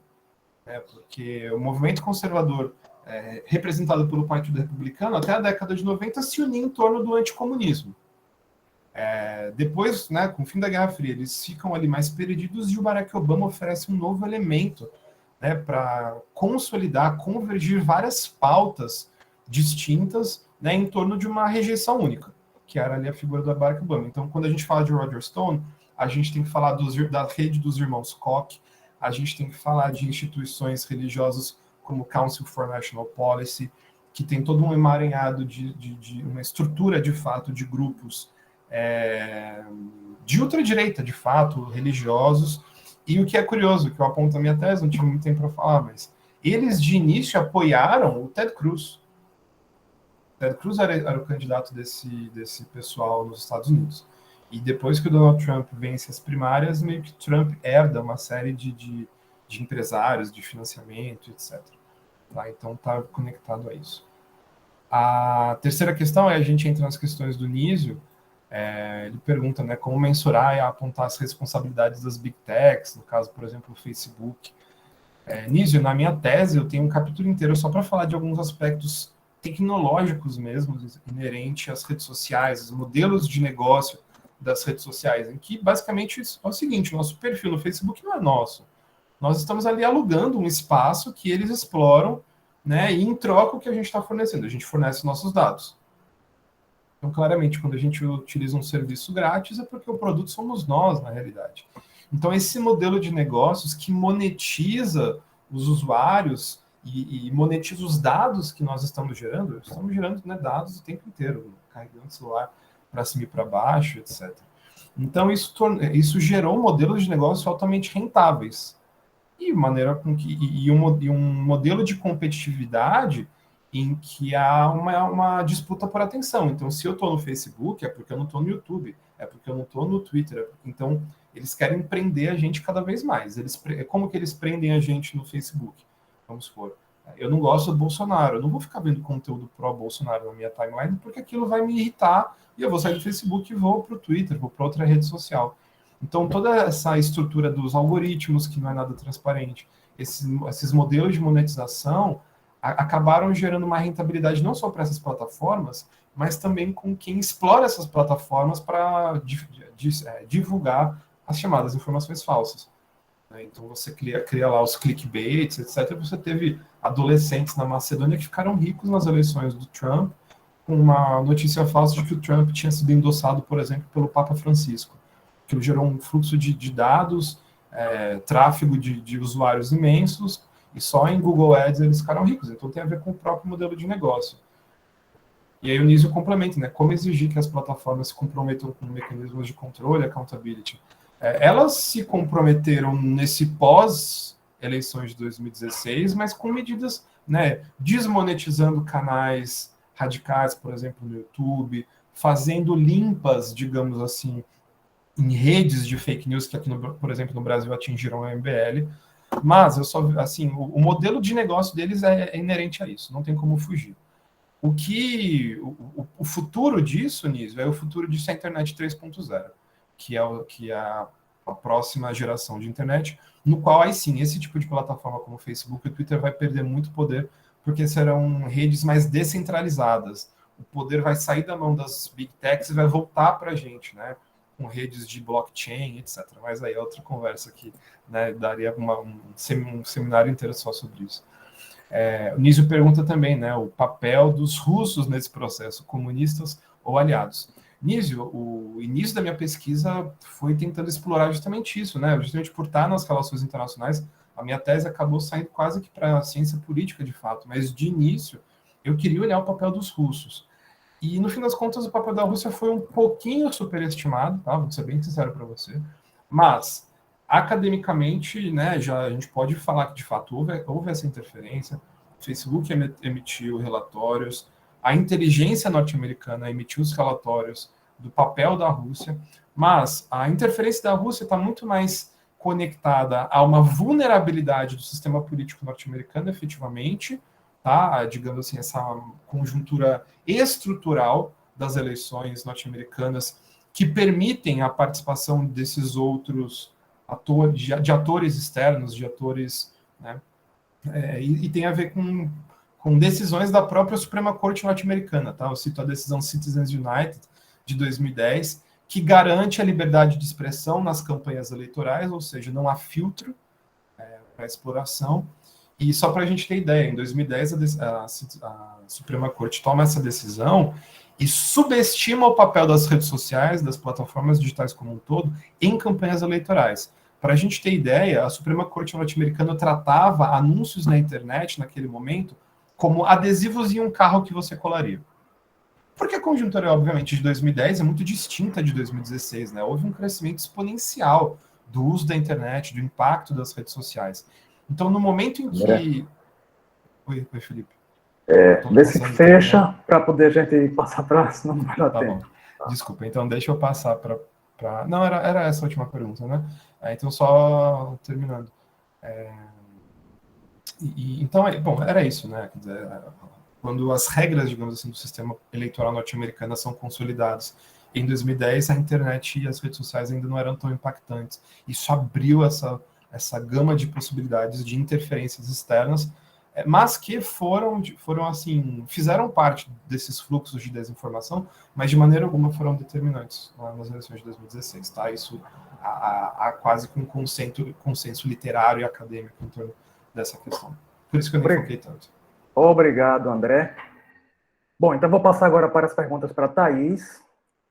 E depois que Thaís responder, aí eu vou passar a palavra a quem pediu, que é Elvis, e depois o Tiago Abreu, tá certo?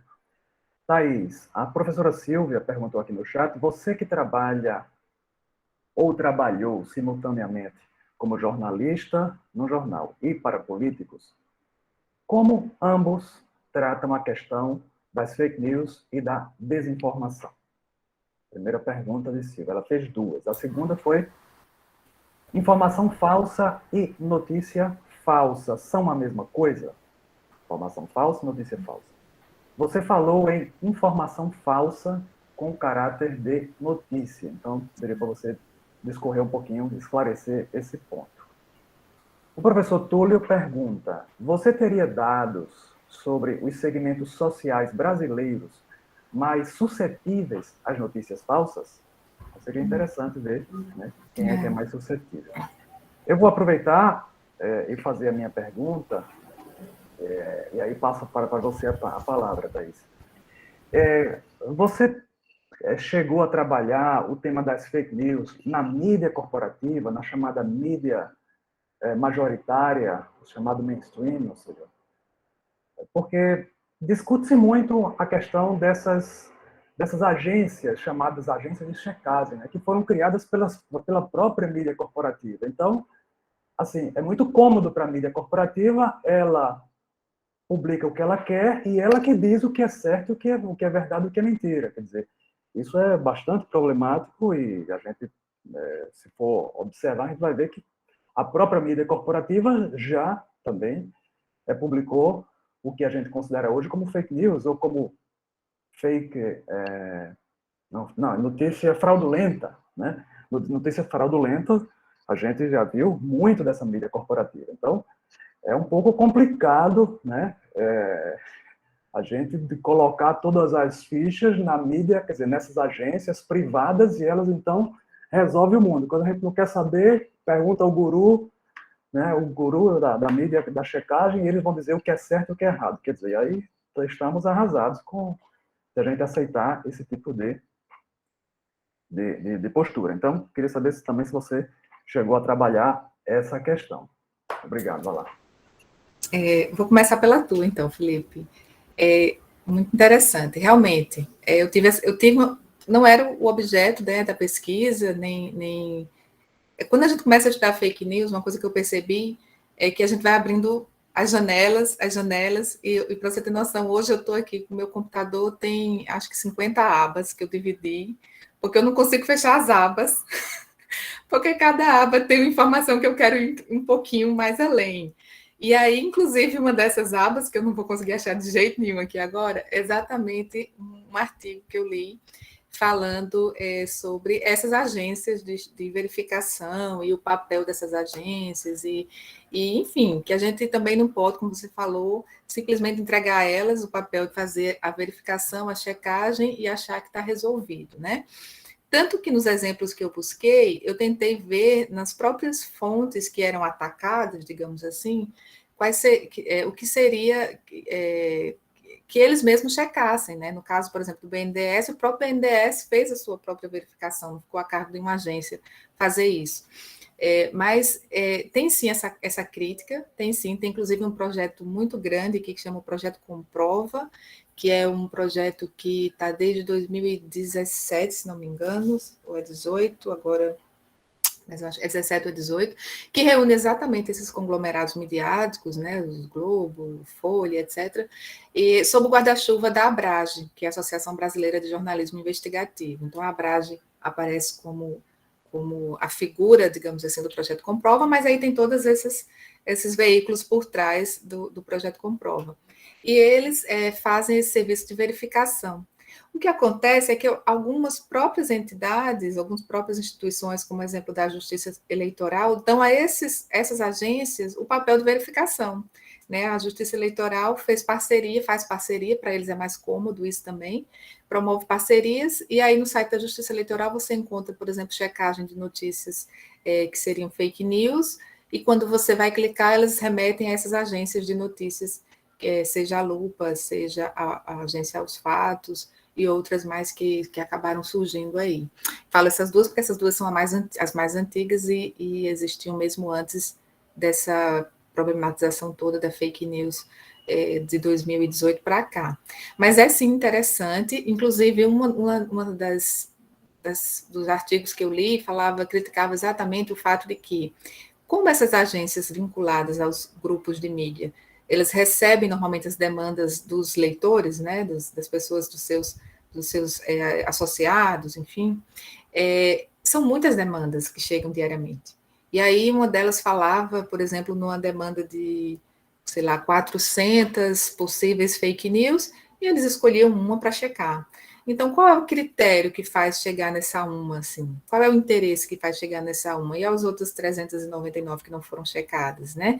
O que é que faz essas agências, o que é que faz o grupo de comunicação decidir verificar um fato em detrimento de outro fato, né? E aí eles têm as justificativas nos próprios, como eu citei até a do Estadão, a questão de quantos acessos tem, se viralizou ou não, e etc., o que justifica. Mas é super pertinente realmente pensar isso, a gente não pode simplesmente entregar a pesquisa nas mãos de quem já detém, né, aí a responsabilidade de também transmitir a informação verídica. Como você falou, alguns desses veículos são acusados até de fazerem, de promoverem, divulgarem fake news. A gente não pode acreditar que a imprensa está isenta de erro, né? O que a gente de erro e também desse papel de servir, né, algum grupo, de servir a algum interesse que muitas vezes é o interesse dela mesma, né, de sobrevivência.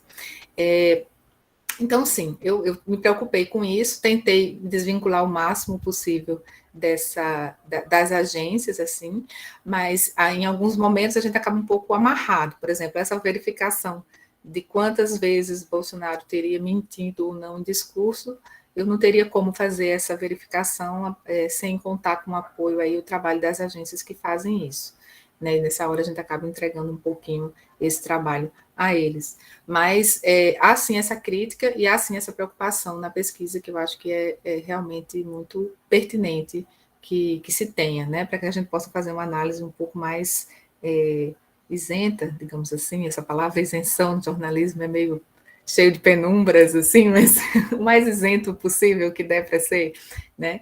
O jornalismo é muito cheio de coisinhas que a gente vai tentando desmistificar, né? Mas eu tive sim essa preocupação, e eu acho que essa preocupação ela é pertinente, e esse debate já existe, esse debate já é feito.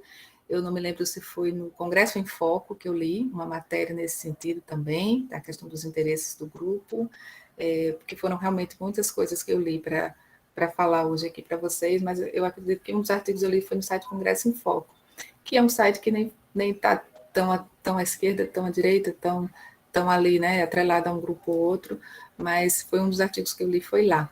E tem essa preocupação que você manifestou também. Não sei se eu respondi.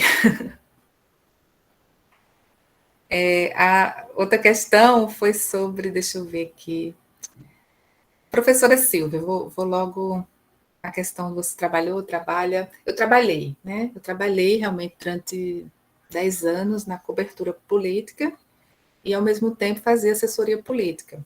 Então, uma coisa que já é meio difícil de ser feita, né? Como eu fazia uma cobertura que era mais no âmbito jurídico, não tanto no âmbito tão político, eu conseguia sair ali um pouquinho, e também tem as questões éticas, da gente não cobrir o local onde trabalha, etc. e tal. E aí, assim, quando as fake news chegando no Brasil mesmo, eu ainda estava nesse processo, tanto trabalhando na cobertura política, quanto trabalhando numa assessoria de imprensa, que era uma assessoria de imprensa de uma casa política, que era a Câmara Municipal aqui de João Pessoa. E aí, eu, pelo menos onde eu trabalhei, com quem eu trabalhei, eu posso dizer uma coisa, a fake news era um inimigo comum, tá? Tanto do jornal que eu trabalhava, quanto da Casa Legislativa, para quem a qual eu trabalhava também.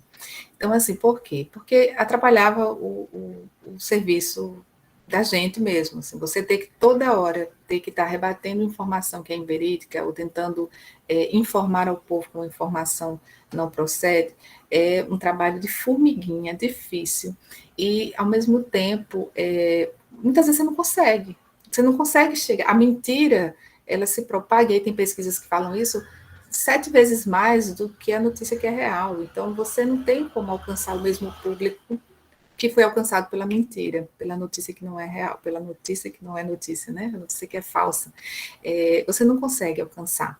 Então, é um trabalho difícil, cotidiano, rotineiro, e quando você consegue uma, já tem outra.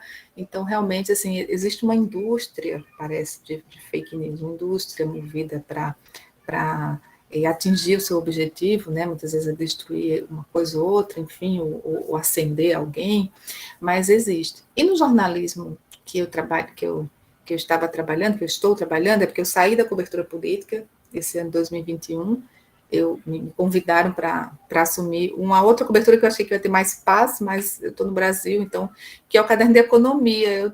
Achei que eu ia ter sossego e eu tenho dor de cabeça todo dia fazendo a cobertura em economia, por todos os motivos óbvios que a gente já sabe, né? Nossa economia está péssima. E aí, eu saí da cobertura política ao mesmo tempo que eu saí também da assessoria política. E no jornalismo, eu acho que, como eu falei lá no início da minha fala, na apresentação, tem esse papel social mesmo, assim. Ainda que hoje eu tenha consciência que eu trabalho num jornal que faz parte de uma mídia oficial, o papel de informar e de combater as fake news, ele se tornou muito importante para isso. E a gente tem recebido, inclusive, a receptividade do público em relação a isso. Para se ter noção, o alcance do jornal A União, que é o jornal que eu trabalho, aumentou nesses últimos meses, nesses últimos anos de pandemia. Quer dizer, as pessoas estão também buscando consumir informação com mais credibilidade. Isso é interessante de se ver. Por quê? Porque há uma enxurrada de sites que você não conhece a origem, de informações que você não sabe de onde vem, e você não consegue checar tudo isso. O cidadão comum, ele não consegue checar se a informação que ele recebeu é verdadeira ou não. Então, ele vai buscar onde ele tem uma credibilidade, uma entidade, uma instituição que tem uma credibilidade onde ele possa acreditar naquela informação que chega. Então, é interessante ver que a população também tem buscado. É todo mundo? Não, não é todo mundo. A maioria ainda acredita naquilo que recebe, ainda consome aquilo que recebe. Mas já tem esse movimento também de uma parcela da sociedade que busca a informação que eles acreditam ser mais crível, né? E para ser consumida. Então, assim, era um inimigo comum, Silvia, tanto no jornal, na redação, quanto na assessoria, era um inimigo comum. A gente está todo dia trabalhando para combater fake news e trazer informação real, realmente. E aí você pergunta, que eu falei sobre informação falsa e notícia falsa, são a mesma coisa. Foi a definição, né, de alguém de algumas definições que eu trouxe. Mas, olha, informação e notícia, elas não são a mesma coisa, né, na minha concepção. Informação é uma informação, pode ser qualquer relato que eu faça, que eu passe para alguém, é uma informação. Mas aí a gente vai entrar aquelas características de notícia, né? Para quem leu o Nelson Traquina, ainda lá na graduação de comunicação, as teorias do jornalismo, porque as notícias são como são, e aí o Traquina ele vai falar todos os critérios que levam um fato a ser notícia, né? Porque um fato por si só é um fato, né? Uma pessoa cair, um carro bater, mas aí o que faz aquela informação ser notícia? Quais são todos aqueles portões, né, as teorias do gatekeeper, as teorias do agendamento, as teorias, enfim, todas aquelas teorias do jornalismo que fazem com que um fato possa ser considerado uma notícia. Então, informação, para mim, é informação. Informação falsa é aquilo que a gente fala, às vezes, enfim, não tem certeza do fato e relata. Notícia falsa, que é um conceito bem... Como eu já falei, né? Tem até essa questão, a gente pode dizer que notícia é falsa, né? Se é falso, não é notícia, então a gente não é a mesma coisa. Notícia é um fato que alguém acha que é importante, que é relevante de ser levado e ser repassado. Então, isso é uma notícia. E notícia está muito atrelada ao veículo de comunicação, está atrelada ao jornalismo, né? Do exercício da atividade do jornalista. A informação não. A informação é para qualquer pessoa. Está liberado em todos os fóruns aí, todos os espaços, né? Inclusive nas redes sociais, etc. Hoje em dia tem muita gente que passa informação e diz que é jornalista. Há também uma crise na profissão. Então, assim, a gente tem muita coisa envolvida, o cenário é amplo demais. Se a gente for sair especificando aqui, é um livro que a gente escreve, não é nem mais um artigo.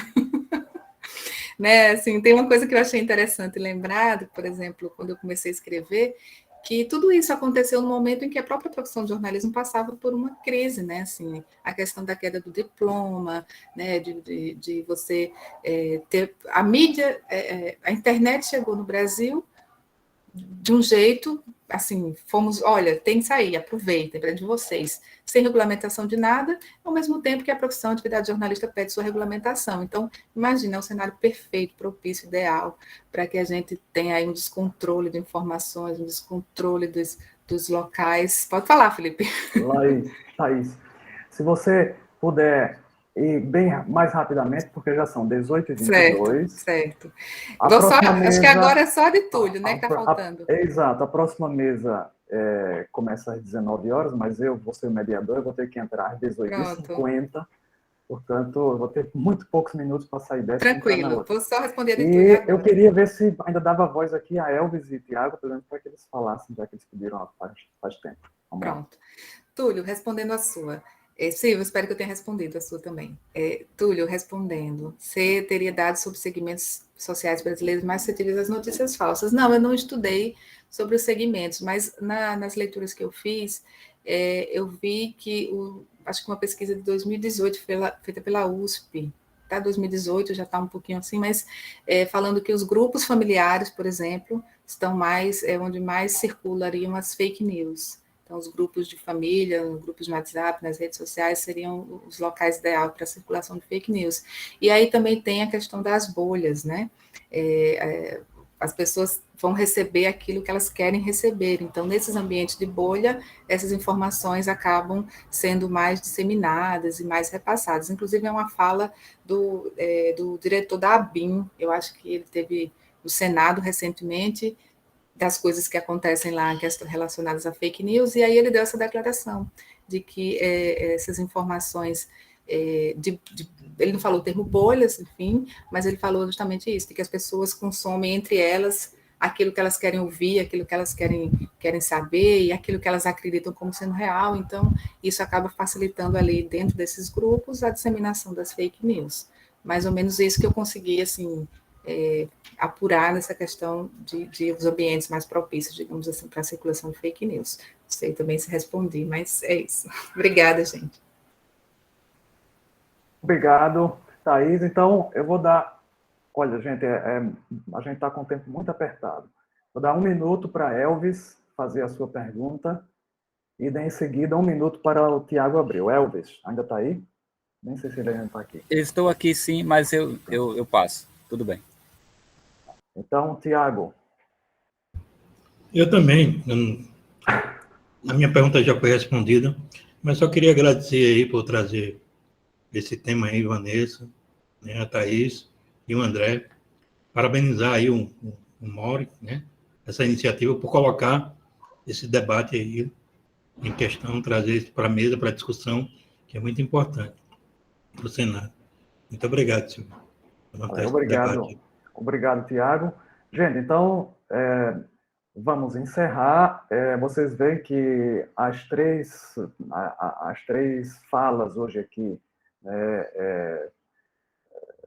suscitaram, né, muitas perguntas, muitas discussões. A gente gostaria de discutir muito mais aqui. Eu tinha uma pergunta aqui para a André, mas acabei sem fazer por conta do tempo. Mas é isso. Isso demonstra que o MOPRE e os convidados e as pessoas que estão participando desse seminário estão trazendo assuntos muito instigantes, muito importantes, né, e que estão na ordem do dia aqui das pesquisas da área de mídia e relações internacionais. Então, muito obrigado a Vanessa, ao André e a Thaís pelas brilhantes exposições. Obrigado também a vocês que estiveram aqui durante todo esse tempo e que fizeram as perguntas, e isso é muito importante, esse debate, essa troca de ideias.